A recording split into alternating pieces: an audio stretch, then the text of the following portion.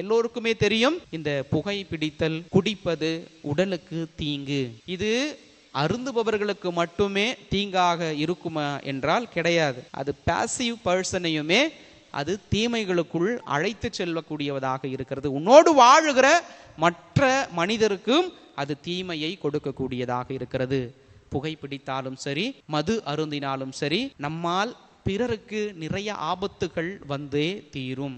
அது தீமை என்று நமக்கு தெரிந்தும் தினம் தினம் அதை செய்து கொண்டு இருப்போம். இதையை விட கொடுமையானது பிறருக்கு நன்மை செய்யாமல் அவர்களை பற்றி தவறாக அந்த கேரக்டர் அசோசியேஷன் செய்வது, பிறரை பற்றி தவறாக பேசுவது, பிறருக்கு தவறு இழைப்பது, பிறரை வற்புறுத்துவது, பிறருக்கு துன்பம் தருவது, பிறர் படுகின்ற துன்பத்திலிருந்து மகிழ்வை கண்டுகொள்ளுகிற அற்ப மனிதனாக இருப்பது, இவை எல்லாமே கடவுளுடைய பார்வையினிலே தீமையாக இருக்கிறது.